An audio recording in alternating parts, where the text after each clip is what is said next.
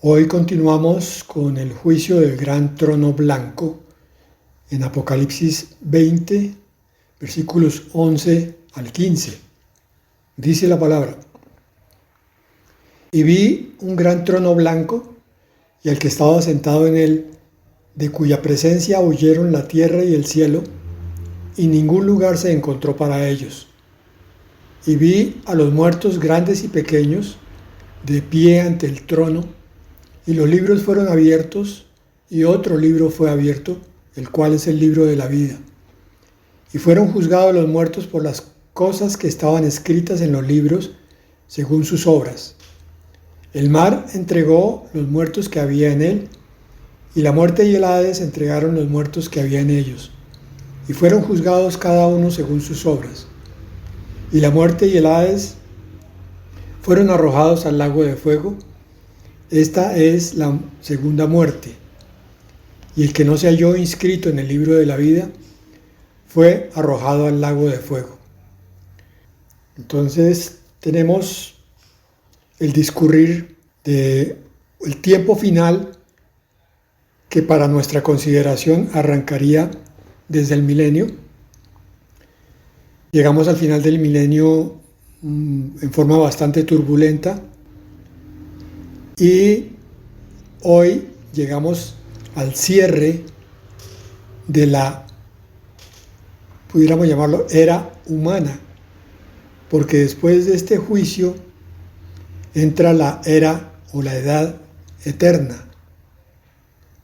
Tras la derrota de Satanás y la rebelión final, se está marcando ahora entonces el cierre de la historia humana, antes de la era eterna.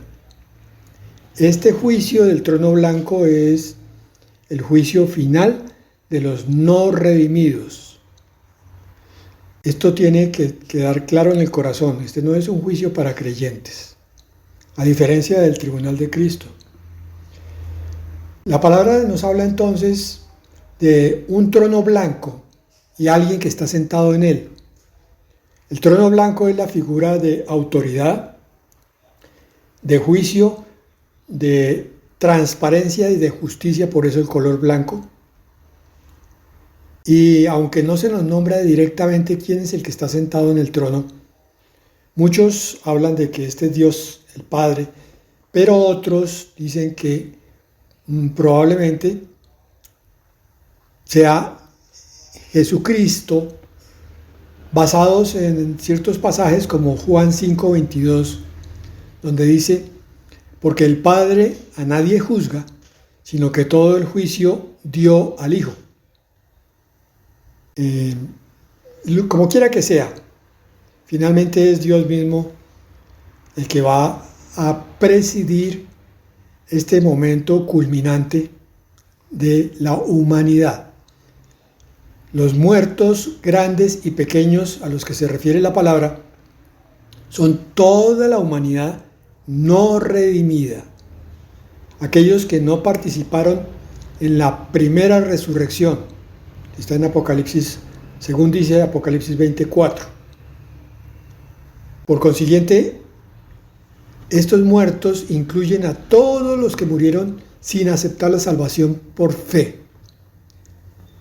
Y hay un punto que es importante tener en cuenta, y es sobre qué se hace el juicio.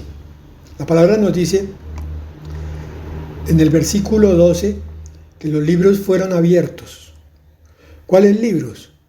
Ahí nos toca hacer una deducción, porque se nos habla de otro libro que fue abierto, y ese sí se le da el nombre. Dice, es el libro de la vida. Sabemos que el libro de la vida, según nos dice la palabra, es una inscripción donde están aquellos que han recibido al Salvador por fe. El libro de la vida eterna, la vida que le es impartida a aquel que confía su existencia en la salvación, en la cruz y en la santificación, mientras subimos a la gloria. Entonces, el primer criterio de juicio son los libros, sin nombre que hay allá, pero que representan, por deducción, el registro de las obras humanas, porque se nos dice más adelante que allí estaban escritas todas las obras. Y se nos muestra en esos libros que Dios conoce cada acción de cada ser humano. Salmo 139, 16 dice: mi embrión vieron tus ojos, y en tu libro estaban escritas todas aquellas cosas que fueron luego formadas, sin faltar una de ellas. Sea que esto corresponda a una figura literaria, o sea que corresponda a algo literal. El libro aquí es la representación de la inscripción que hace Dios de determinadas secuencias, y en estos libros principalmente lo que está consignado son las obras de cada uno. Detengámonos un poquito aquí. Consideremos que cada cosa que hagamos, cada cosa que digamos, cada cosa que pensemos está siendo escrita, según esta revelación, en un libro en el cielo.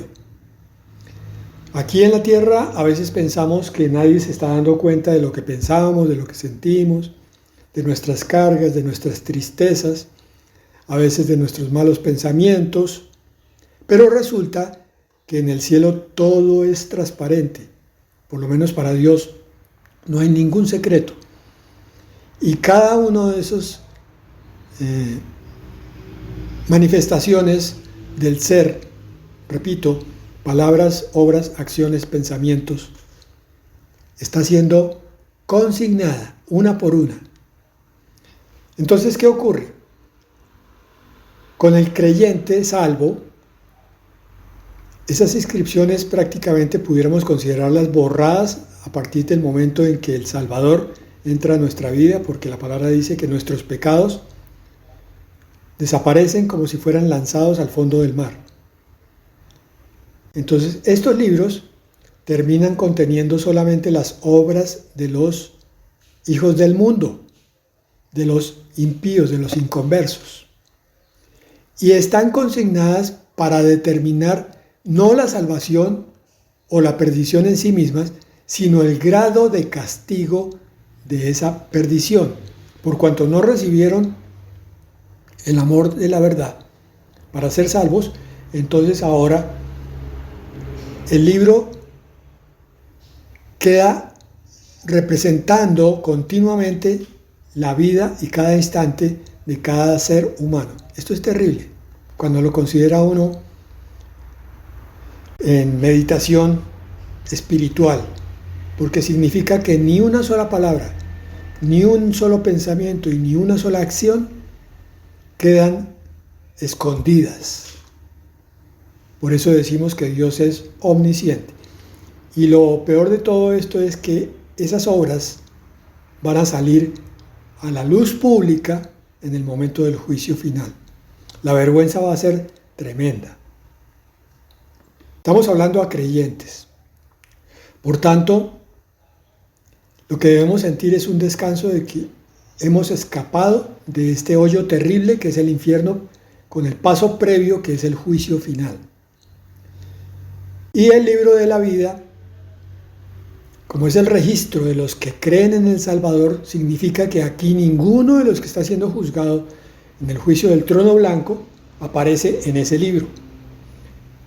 Entonces, en resumen, todas sus obras están en el libro, en los libros de registros, y su vida no aparece consignada en el libro de la vida.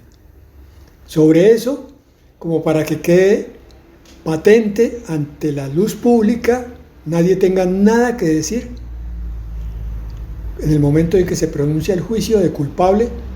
No, Señor, eso no fue así. Dice, aquí está escrito con día, hora, minuto y segundo lo que pensaste, lo que dijiste y lo que hiciste. Tenemos que tener un temor sano de este juicio.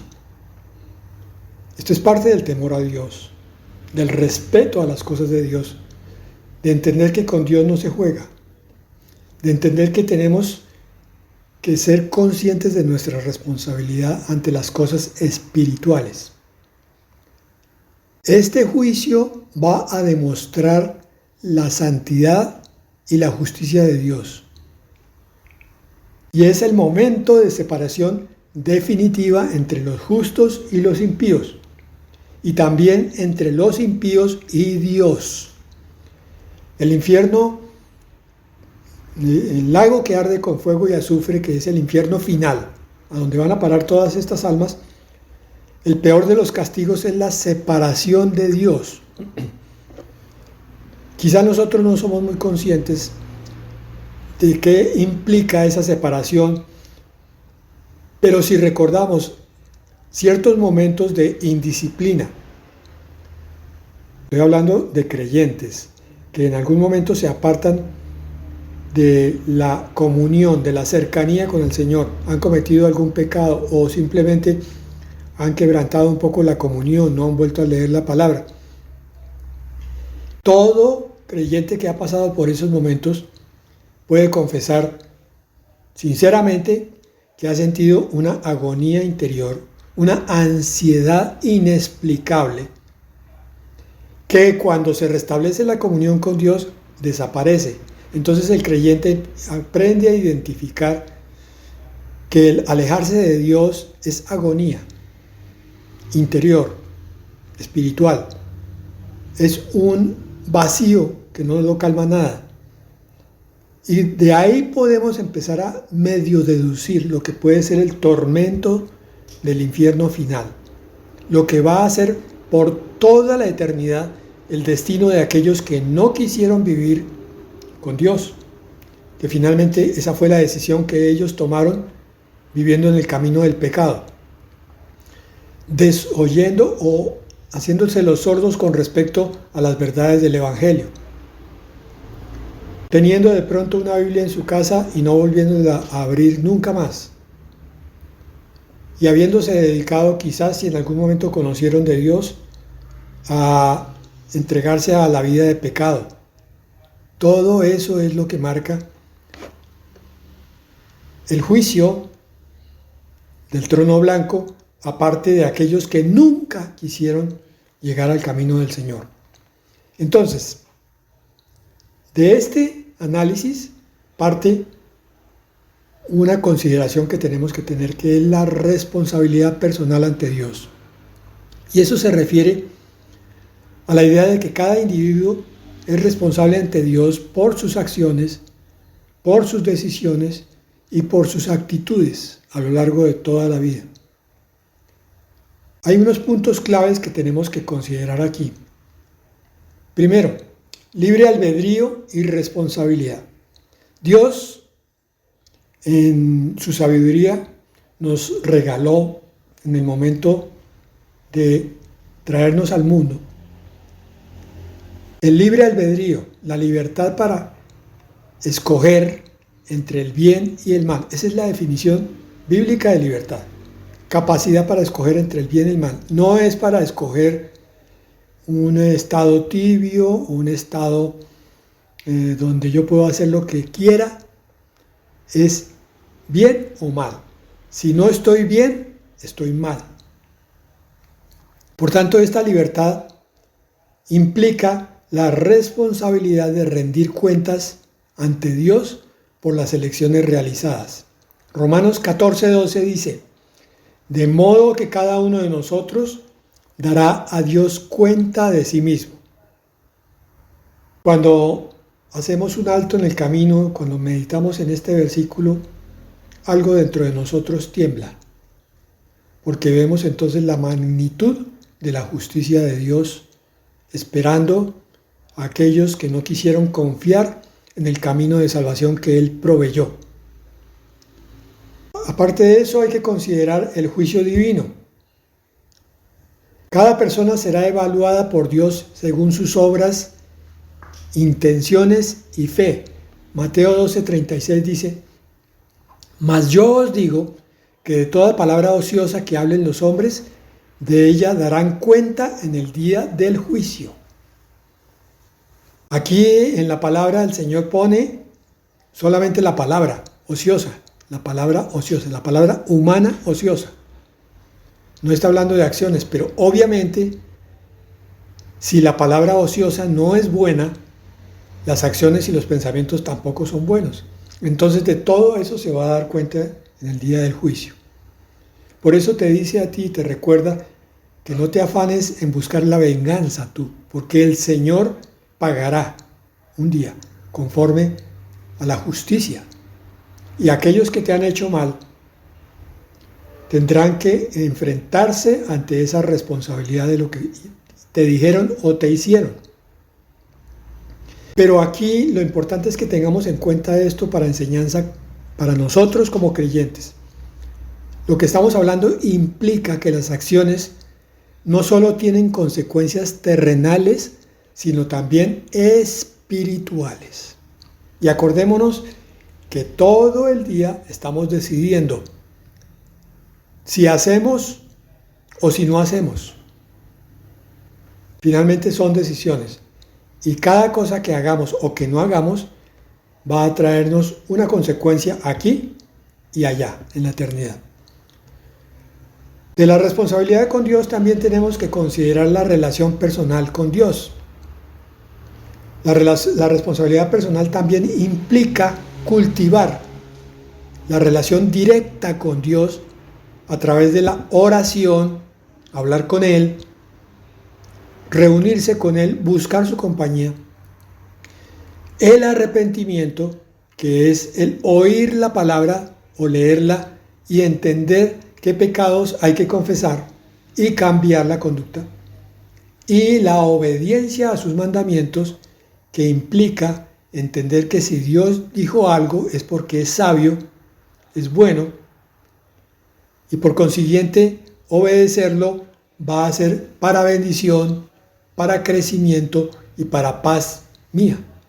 Y que por el contrario la desobediencia va a traer todo lo opuesto. Falta de paz, o sea, conflicto interior, falta de esperanza, falta de crecimiento, estrés y todo lo demás.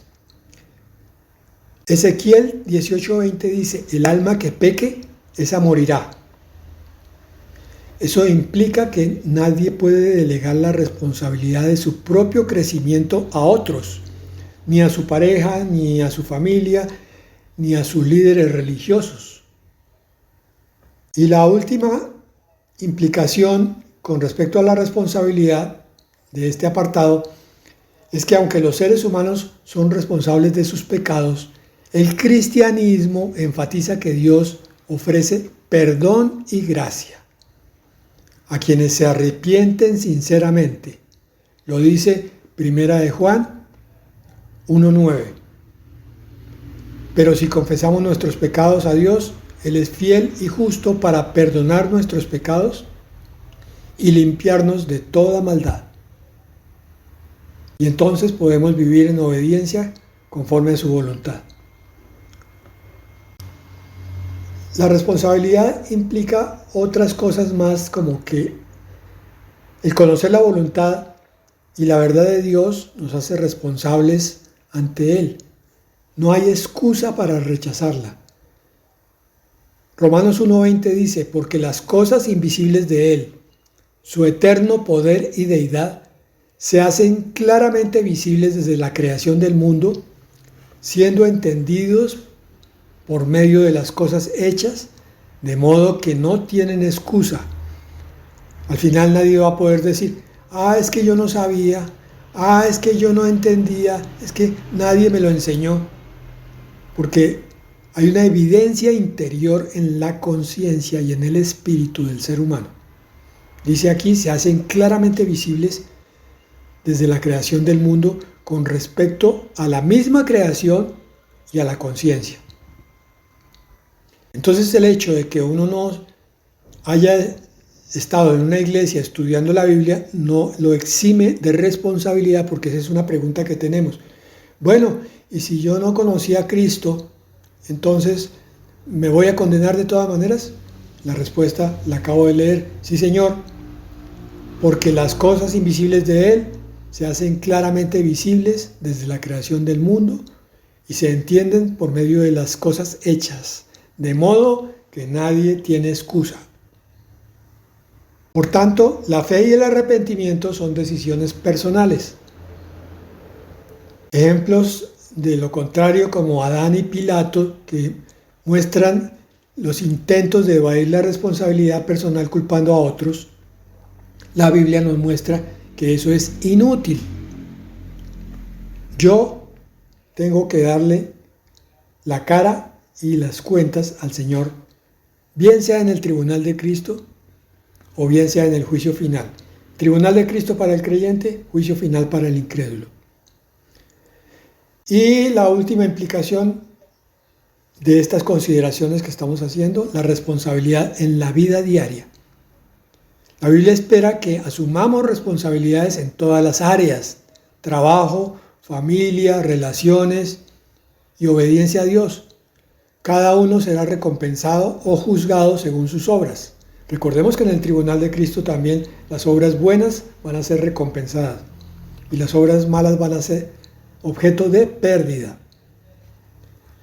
En resumen, la responsabilidad personal ante Dios implica que cada ser humano responde por su vida, por sus actos y su relación. Algunas cosas para pensar.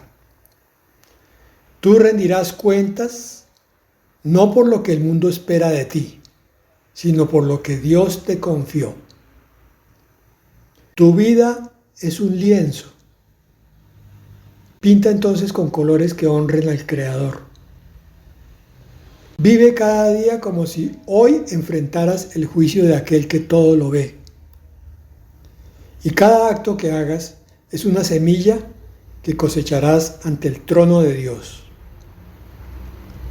Con respecto a ese apartado terminamos ahí, pero hacemos una última consideración que es la parte del fin del orden presente. Después del juicio final, en Apocalipsis 20:11, dice: y vi un gran trono blanco y al que estaba sentado en él, de cuya presencia huyeron la tierra y el cielo. Al leer ese versículo de pronto se nos escapó el entendimiento de esa porción. La creación parece huir del Creador. ¿Por qué?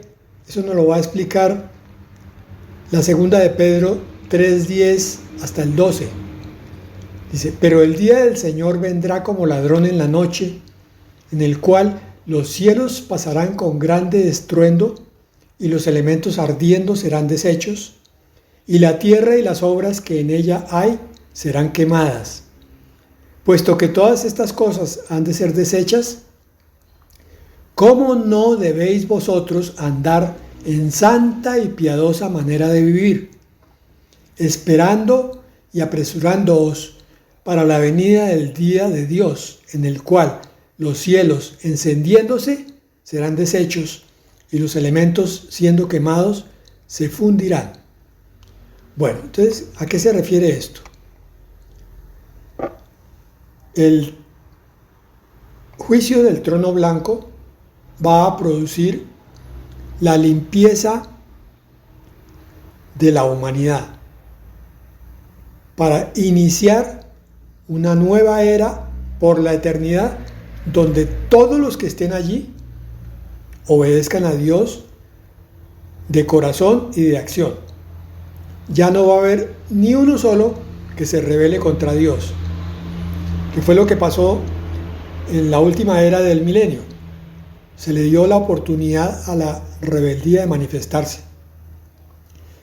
Como son sacados todos los rebeldes, Satanás, sus lacayos, sus esclavos y toda la humanidad que quiso caminar con él, ya solamente queda una generación santificada. Pero la creación física, increíblemente, quedó contaminada por el pecado. Eso lo sabemos cuando vemos la maldición en el libro de Génesis que el Señor hace sobre la creación, con respecto a que producirá espinas y cardos, y con el sudor de la frente se ganará el pan. Esa es una figura de la ley de la entropía, que es que todo tiende hacia la destrucción. Es la maldición por causa del pecado. Como ya el pecado es erradicado en forma completa, entonces la creación también tiene que ser limpiada. La antigua creación va a dar paso a una nueva creación. Es lo que nos dice que los elementos ardiendo se fundirán, porque la nueva eternidad no va a ser vivida en un estado nebuloso, celestial, sino que va a ser vivida en una nueva tierra. Esto es algo que causa confusión, porque durante la religión nos lavaron tanto el cerebro haciéndonos pensar que el cielo, la gloria y el premio final iba a ser encima de una nube por toda la eternidad, que nos cuesta trabajo comprender que la palabra de Dios está hablando de un sitio físico, pero no como el de ahora, sino en una física transformada, un sitio real y palpable, pero transformado, perfecto, mucho más perfecto que el jardín del Edén. Entonces, toda la creación anterior desaparece en una posible aniquilación total, que es lo más seguro, o una transformación. Personalmente a mí no me parece que sea así, yo creo que es una nueva creación. Entonces, la disolución del orden presente lo que nos está mostrando es la transitoriedad del mundo actual y la eternidad del plan redentor de Dios. Es decir, en el momento en que termina el juicio final, en el momento que desaparece la nueva, antigua creación, ahora se nos está mostrando que todo lo anterior era transitorio, todo. Y que lo que empieza ahora es lo eterno, lo perfecto. Entonces eso nos sirve de recordatorio de nuestra esperanza, que es el nuevo cielo y la nueva tierra donde mora la justicia. Finalmente, toda la escatología se podría resumir en eso que acabo de decir: la esperanza de una redención perfecta y completa. Y eso nos invita a nosotros los creyentes a vivir con una perspectiva eterna, es decir, no apegados a lo temporal. Primera de Juan 2:17 dice: y el mundo pasa y sus deseos, ahí está. Pero el que hace la voluntad de Dios permanece para siempre. Quizás el corazón juegue malas pasadas y nos haga pensar que hay una eternidad en esas condiciones de no fin puede resultar aburrida, pero yo les garantizo que la sabiduría de Dios, la bondad, la misericordia de Dios tiene establecida una eternidad gozosa, plena, de tal manera que en ningún momento tendremos ni el más mínimo asomo de rutina ni de aburrimiento. Por tanto, es bueno pensar continuamente en esa verdad para que nos sostenga nuestro día a día. De hecho, lo que ves es temporal, pero lo que crees es eterno. El mundo promete placeres que se desvanecen, pero Dios ofrece promesas que nunca fallan y nunca terminan. Vive entonces cada día como si fuera un paso hacia la eternidad. Cada minuto, cada segundo es un instante más cerca de la gloria eterna, de la presencia de Dios continua. Por eso cuida cada instante, cuida cada pensamiento, cuida cada acción. No sacrifiques lo eterno en el altar de lo inmediato. Nuestra carne nos hace buscar cosas de aquí, rápidas, satisfacciones instantáneas, pero eso se desvanece. En cambio, todo lo que estamos viendo se demora todavía un poco en llegar, ya no mucho, pero va a llegar y nunca va a acabar.